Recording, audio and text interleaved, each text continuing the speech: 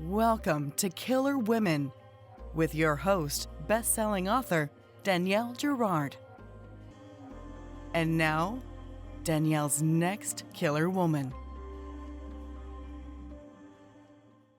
Hello, and welcome to Killer Women Podcast, a proud member of the Authors on the Air global network with more than 4 million listeners. I am your host, suspense author Danielle Girard, and my guest today is Holly Seddon.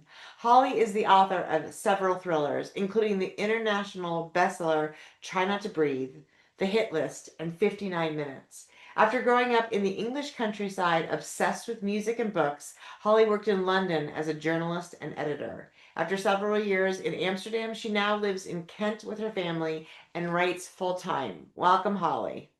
Thank you for having me. So fun to have you. I've already managed to hang up on Holly once. So we're done with the little uh, Danielle faux pas this morning. Holly is the author of 59 Minutes, which I gobbled up. And before we talk about all the exciting, fun things about this book, Holly, will you tell our listeners about 59 Minutes?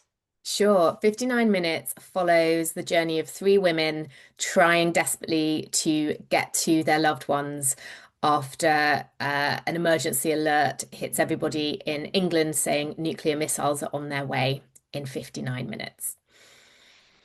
And so first of all, the premise of this, tell us how it happened, because in the acknowledgments you talk about how you were in the middle of another book, and this is, I've heard this happening to people, but not in such sort of a spectacular fashion.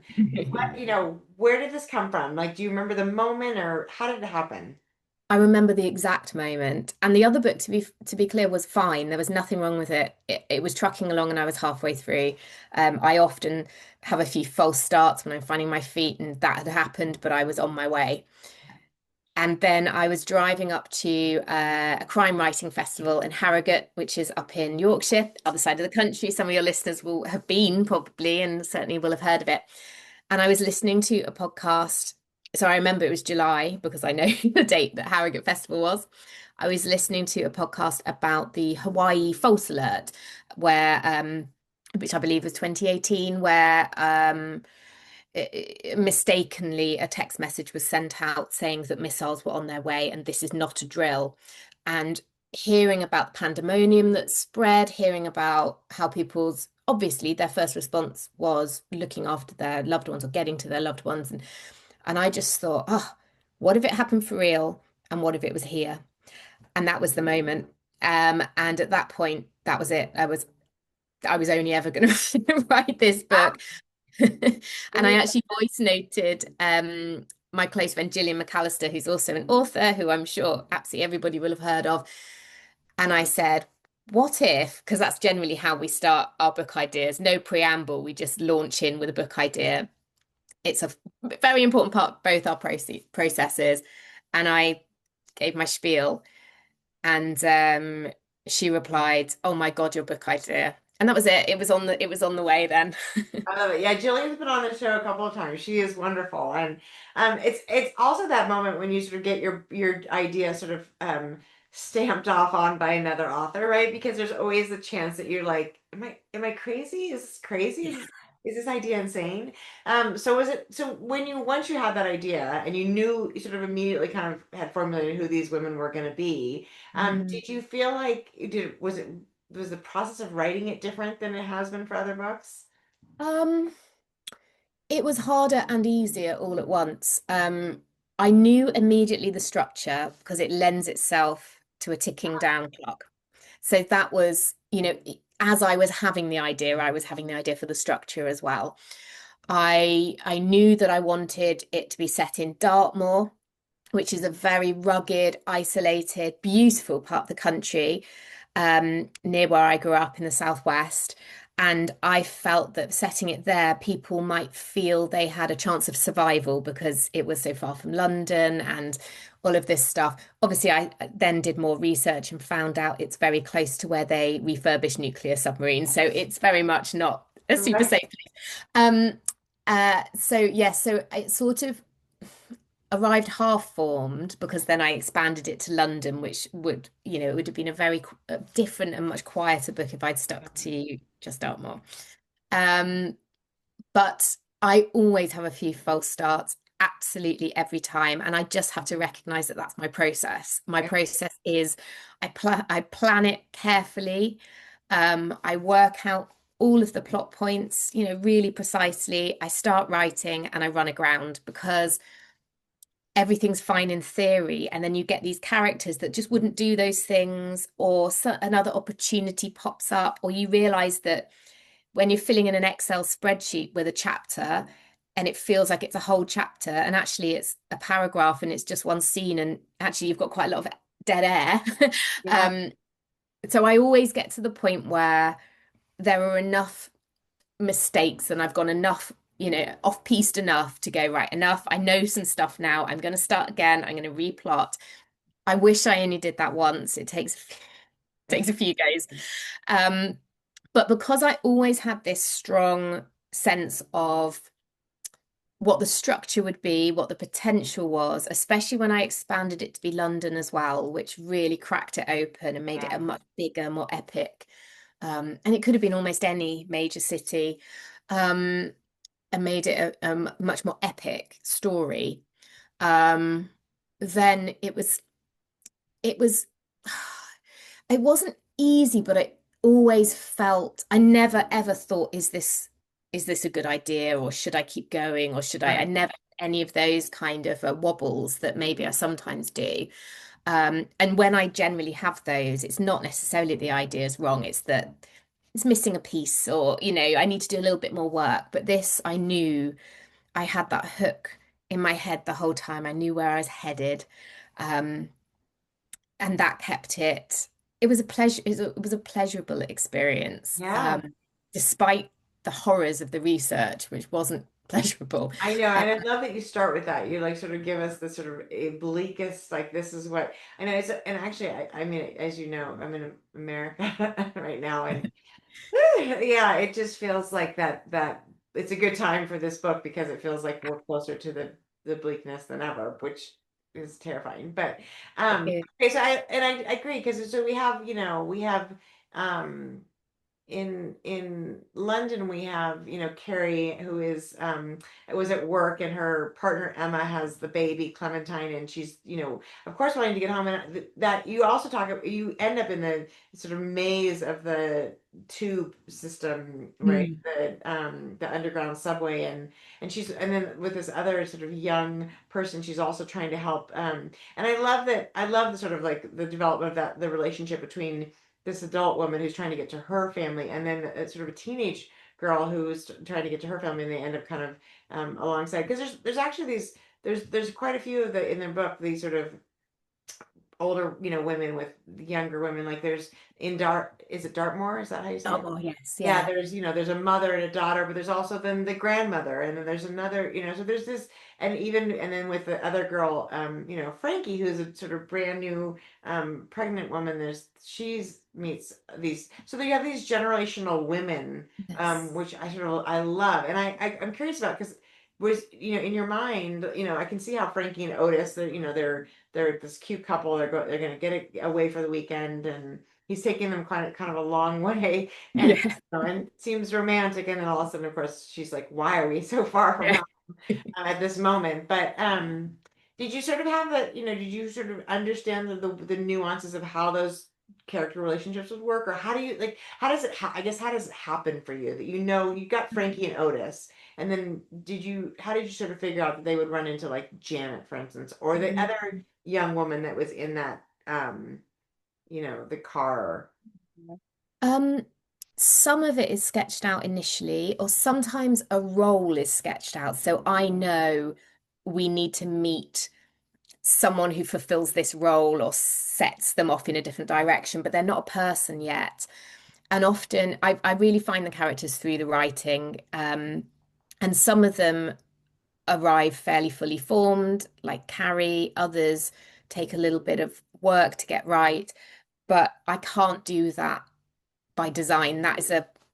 It's hard to describe and it sounds a bit kind of pretentious, but I do find them through the writing and then they become whole, and then I can sort of, by the end of that first draft, when I know when I'm on the right track, my first finished draft, I know the characters so much better than in the beginning.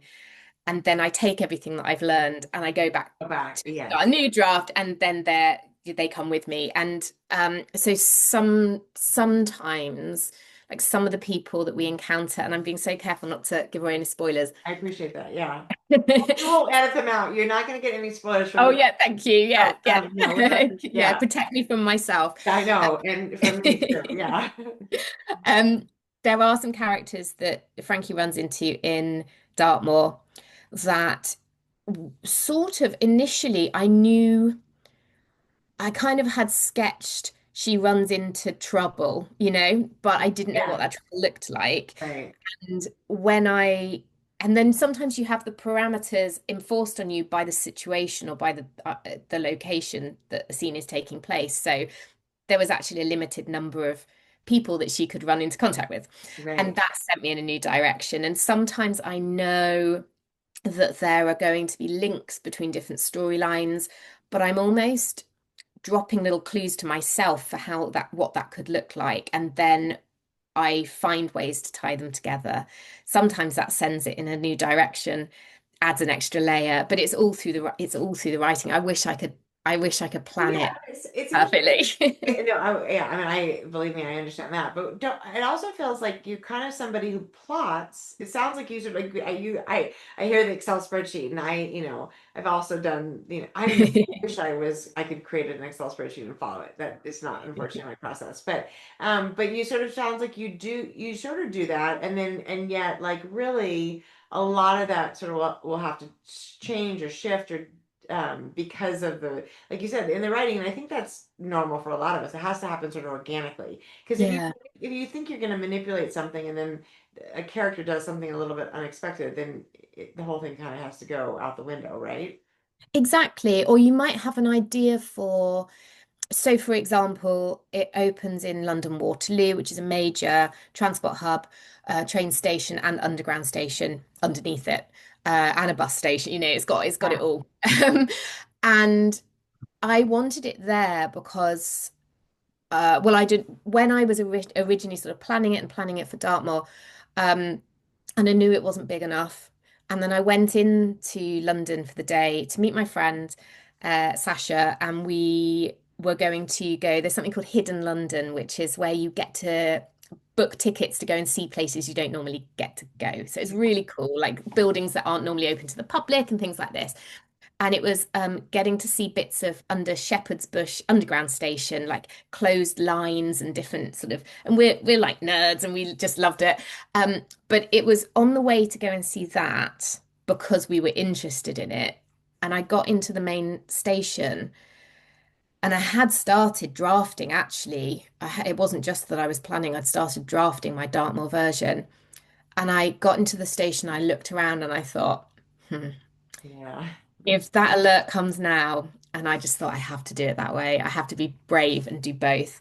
Um, but actually, because of that, then I've got a character starting in the station, and that sort of gives me options, but also limits things and thinking because obviously there's not a lot of official guidance online about exactly what the police would do. I right, have sort of, for obvious reasons, they don't publish their full true, plans, right, emergency plans.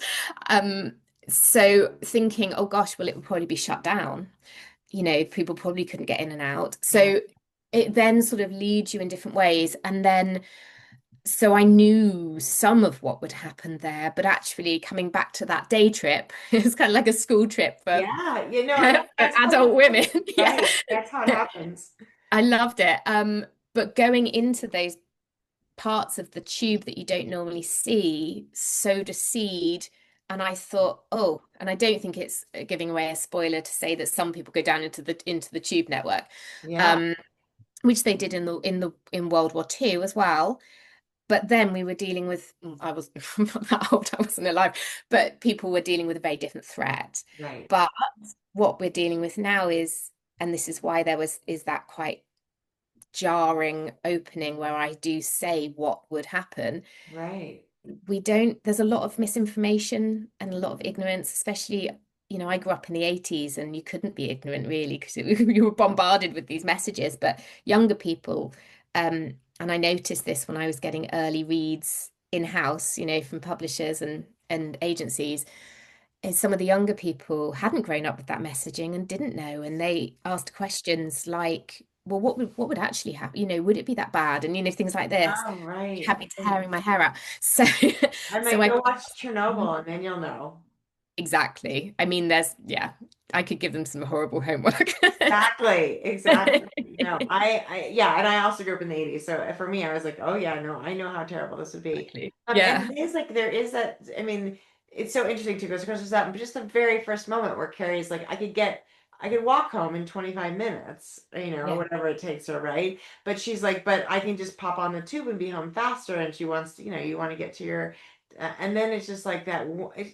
This is how life is, right? It's just one see like innocuous decision that just like leads us down. And you can just see that the whole thing, the fact that Frankie and Otis go to the store to get supplies, like it's, or they didn't bring snacks with it. I mean, it's all Yeah. those things that you think, because we always imagine we are preparing for all the eventualities, right? We're always like, oh, I'm so prepared. I have this and this, and even as she gets the announcement, she turns on all the taps and fills the tubs, like does all the things you're supposed to do, and yet it's like, oh yeah, I know, but we need food. Yeah. um, and you can feel it right along with them. I think the fact that, and I don't think it's a spoiler to say that Frankie is very early pregnant. I probably have already said that, because Yeah, that's fine. That's fine. it's Yeah. like, what are the situations where it's like you really, you imagine and that, the teenage daughter's, the one day that she doesn't come home from school, she's missed the bus. I mean, and she's 13, and she's never done that before, and all those things, like it is like you just pick this sort of perfect melting pot of horror for, and this these are mothers, right? I mean, I think this is why it's such a, and there are wonderful male characters in the book, particularly the gentleman who lives in the building with, and I've forgotten his Oh, name. Pepper. Yeah, Pepper. Pepper's one of my I favorites. know, isn't it? And I imagine like he's the kind of character that just emerged as you were writing, right? I mean, 100%. because you Yeah. understand There was Pepper. no plan for Pepper at all. Isn't that Not wonderful? at Like, all. what a like, is it just feels like some days it's just sheer magic when It's something alchemy. is right. Yeah. Yeah, Yeah. exactly. And you just grab it when it comes because it doesn't always come. No, because a lot of times you end up banging your head at, to try Yes. pepper, and what you end up with is nowhere near as magic. So that's so fun. And you said also in your acknowledgments that the book idea that you had, you don't think you'll revisit. No, it's gone cold. It's like cold soup or hard clay, like it's just done. And somebody asked me last night, I did a an event in like an in conversation event in a bookshop, which was lovely. And they'd read the book already and they'd seen that in the acknowledgements. And they asked about, that sort of abandoned book. And also I'd mentioned previously, having some books in drawers, as a lot of us do from Yes, yeah, before I yeah. got published. And they asked about those. And I just thought it filled me with horror, the idea of going back. I didn't know I wanted to do the next thing and I want to grow and do something. I would hope that with every book I get better, learn something. So yeah, it's done.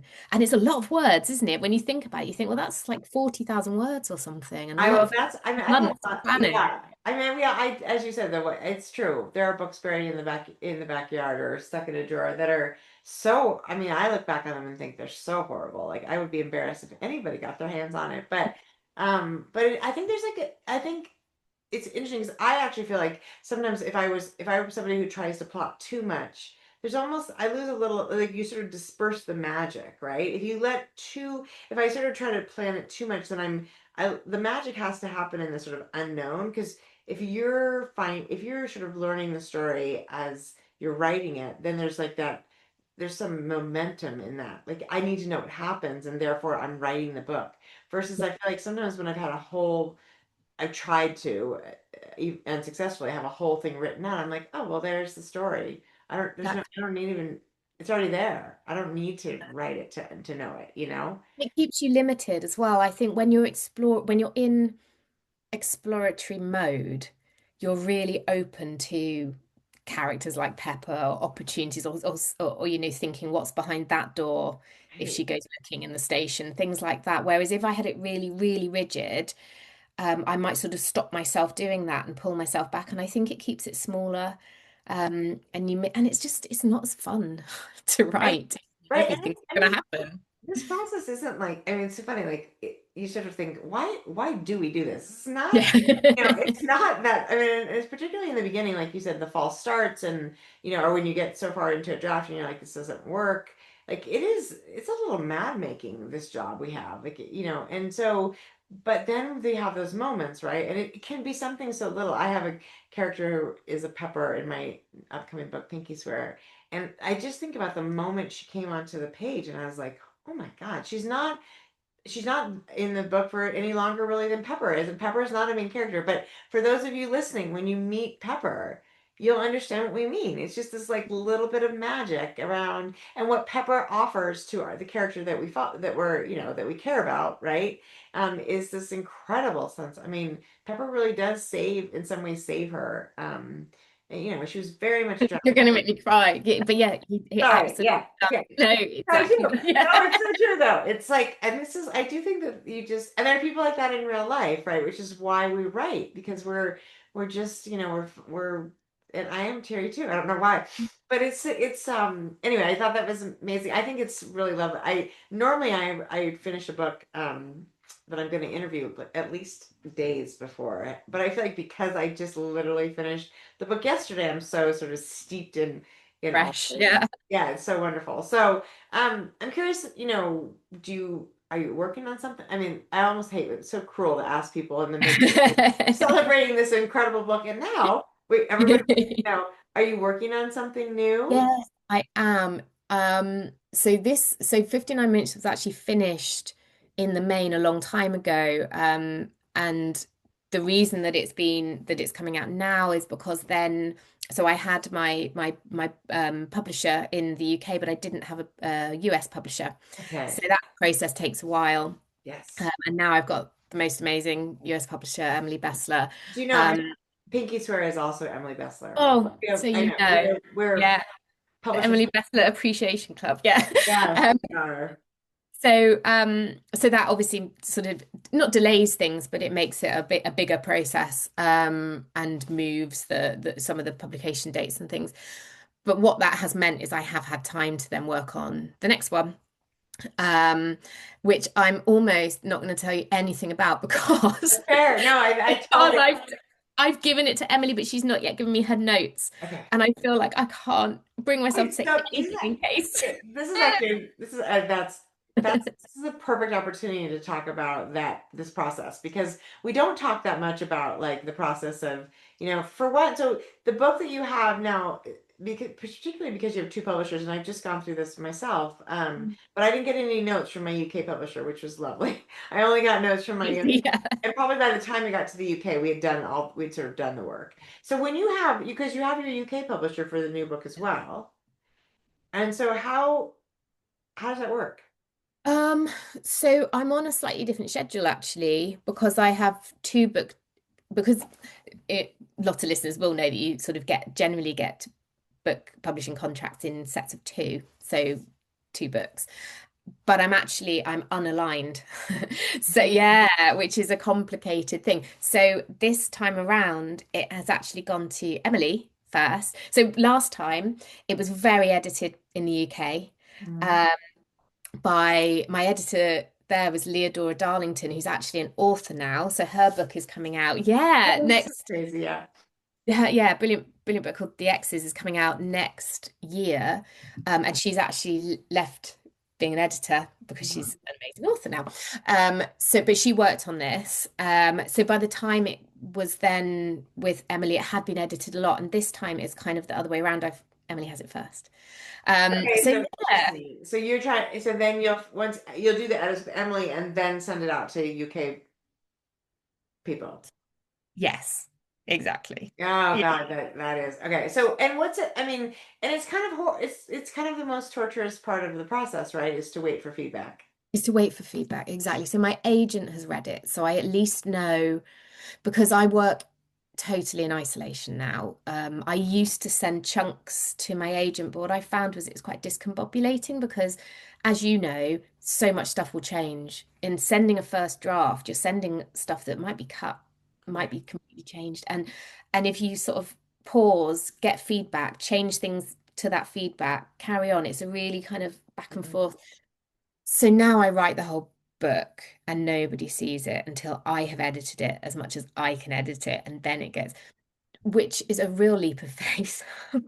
Ah, And it's a real sort of having to trust yourself. Um, but it's at least been seen by my UK agent. It's now with my lovely US agent and my US team. But my UK agent has read it and she hasn't said, "Oh my God, like you've made a terrible mistake, start again," or anything like that. So yes. I'm Yeah, slightly less yeah, you feel okay. bonkers. Yeah, but it is the waiting processes, and this is such a subjective business, right? I mean, I think the hard thing is, I think when you have two people commenting on it, then there's this sense of like if they're not aligned, what would we do? But I haven't had it happen where I've had two people have such like totally different opinions of a book, but it does, yeah, it's just unnerving. So now, so what do you do? What are the coping mechanisms, Holly, while you're waiting?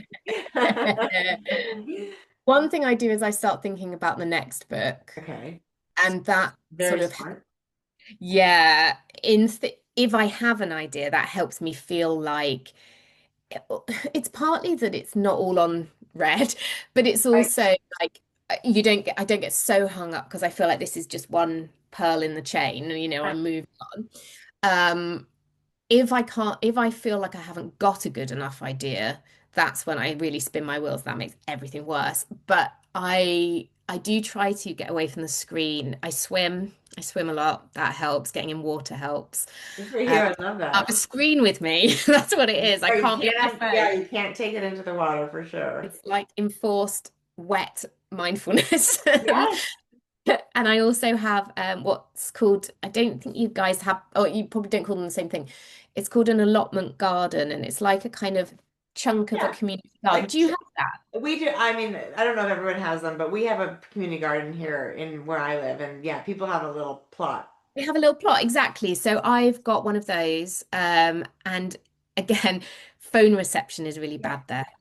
And it's again enforced, It, muddy it is mindfulness. It is interesting. I'm actually going to come over in a couple of weeks and walk the Camino. I'm going to do part of the Camino over there. I'm having a big birthday, and so I'm coming over to kind of. But same thing. It's almost like I feel like I can't walk and be on my phone because I'll hurt Bang myself. in something, And yeah. I'm working on a book, but it is a little bit like I kind of think it needs some air, and so I'm hoping to walk and sort of open up the ideas. And I think you do have to figure out a way to like use your body, right? Yeah. Whether I'm sometimes it's folding laundry for me or doing dishes or, but not engage your brain in any way, like not not read another book, not just really kind of let the universe, um, yeah, talk to you. It's Yeah. It's so like a trick. It's almost like, I don't know, like if I don't look, it's like the expression about what's it, a watched pot never boils. yeah, exactly. No, I think It's, that's exactly right. yeah, it's like not looking directly at it, not thinking about it, and just letting something happen in the background. Hmm. Um, and sometimes it's about almost being like open to ideas or open to moments that will, Totally. because if you just spend all of your time hunched over the laptop, you're so narrow in what you're kind of taking Right. in. Um, though I do have months like that. Oh yeah, I mean, I think we do. Of course, it was certainly when you're in the project. It's so funny. I had a writers weekend a few weekends ago, and one of the women said like, because I was trying to come up with a new idea, and she was like, what are you obsessed with? And it was kind Mm, of funny. Like I was like, that's such an interesting thing. But you can take one little obsession, right, and spin it into this, like like what you've done here, right? I mean, 59 minutes is very much like you got sort of just one little kernel, and you can make yeah. an incredible story from one kernel. But you have to be open to sort of all the kernels coming, through your hands or whatever. So, anyway, this is so exciting. Well, I'm sure Emily's gonna love it. Emily, we are, putting only good thoughts out into the Yeah. universe. It's really, really exciting. And so is 59 minutes already out in the UK? It's just come out. It came out on the 25th of September. Okay, so they're not too far apart, No, but no, they're not. 18th of November. So it's yeah, about just under 2 months. right, because sometimes they are like, 6 and I mean a lot of distance. Yeah, I'm trying to remember my debut. I think was no, actually that was January, February. So yeah, it was about the same. It just felt like a really long time. Yeah, because you're brand new and you're like, wait, Yeah. why is it taking so long to be on the other Yeah. coast? Now, are you coming over at all for events? Oh, I would love to. I've got nothing planned yet, but I'm very happy to. I'd Putting it love out to. in the universe. I love that. Okay. Exactly, Well, yeah. we will be giving away a copy. I love the cover of this, which, Beautiful. I'm so you happy with it. you probably have a different cover for the UK.